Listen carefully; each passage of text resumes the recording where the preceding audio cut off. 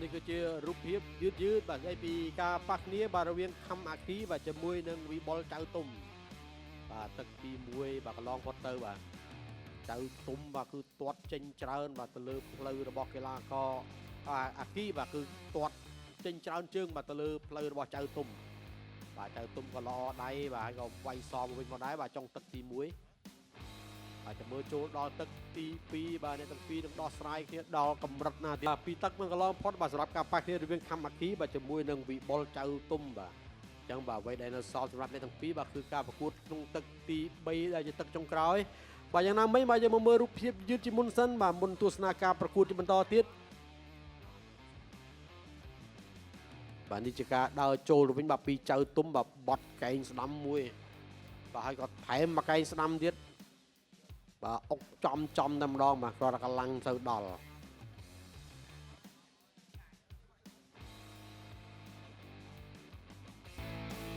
បាទដូចជាយើងមកទស្សនារូបភាពយឺតសាយថ្មីបាទ